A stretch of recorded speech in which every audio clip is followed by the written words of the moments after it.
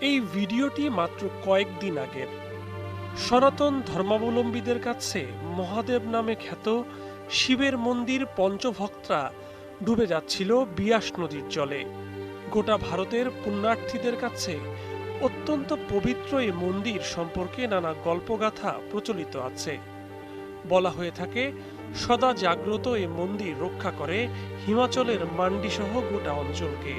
হিমালয়ের মেঘভাঙা বৃষ্টির কারণে সৃষ্ট হরপাবানে ভারতের হিমাচল প্রদেশ জুড়ে যে ভয়াবহ ধ্বংসযজ্ঞ চলেছে তাতে রক্ষা পায়নি এই পঞ্চভক্তরা মন্দিরও। এই অঞ্চলে ৮১টি মন্দির আছে। এসব মন্দিরের পবিত্রতা এবং গল্পগাথার কারণে মান্ডি হিমালয়ের বারাণসী এবং ছোট কাশী নামে পরিচিত। এর মাঝে সবচেয়ে বেশি পুণ্যার্থী যে মন্দিরটিতে আসে সেটি পঞ্চভক্তরা। শিব ৫টি রূপে পূজিত হন এখানে। এবারের হরপাবানে এই মন্দির ক্ষতিগ্রস্ত হওয়ার পর ভীতি সৃষ্টি হয়েছে গোটা অঞ্চলে।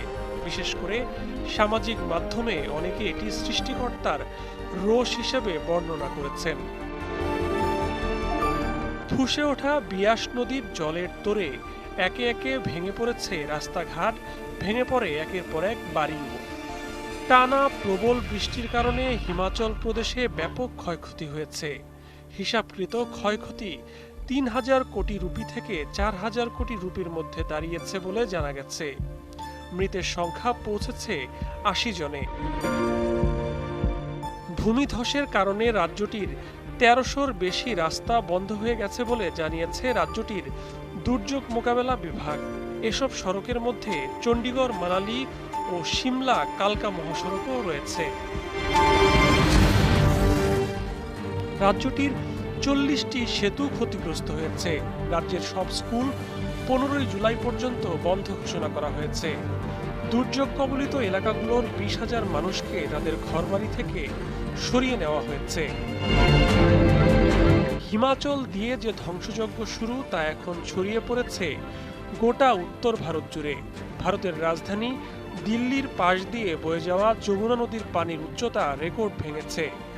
দিল্লিতে তৈরি হয়েছে বন্যা পরিস্থিতি। বন্যা পরিস্থিতির অবনতি হতে শুরু করায় বুধবার সকালে দিল্লির মুখ্যমন্ত্রী অরবিন্দ কেজরিওয়াল যমুনা তীরের কাছে বসবাসকারীদের দ্রুত নিরাপদ আশ্রয়ে সরিয়ে নিতে বলেছেন। ভারতের সবচেয়ে বড় প্রদেশ উত্তরপ্রদেশের অনেক এলাকায় বন্যা ছড়িয়ে পড়েছে। জম্মু ও কাশ্মীর, উত্তরাখণ্ড, হিমাচল প্রদেশ, হরিয়ানা ও রাজস্থানে ব্যাপক ক্ষয়ক্ষতি হয়েছে। এদিকে ভারত জুড়ে যে বন্যা পরিস্থিতি তৈরি হয়েছে তাতে ভাটির বাংলাদেশে বন্যার আশঙ্কা তৈরি হয়েছে। এছাড়া আষাঢ়ে যে মাত্রার বৃষ্টি হয়েছে দেশে শ্রাবণে তা আরও বাড়তে পারে। আবহাওয়া অধিদপ্তরের পক্ষ থেকে চলতি জুলাইয়ের মাঝামাঝিতে দেশে বন্যা হতে পারে বলে পূর্বাভাস দেওয়া হয়েছে। জুলাই মাসে মৌসুমি ভারী বর্ষণে দেশের উত্তরাঞ্চল, উত্তর পূর্বাঞ্চল, উত্তর পশ্চিমাঞ্চল, উত্তর মধ্যাঞ্চল এবং মধ্যাঞ্চলের কিছু স্থানে স্বল্প থেকে মধ্যমেয়াদী বন্যা পরিস্থিতির সৃষ্টি হতে পারে। অন্যদিকে দক্ষিণ পূর্ব পার্বত্য অববাহিকার কয়েকটি স্থানে স্বল্পমেয়াদী আকস্মিক বন্যা হতে পারে।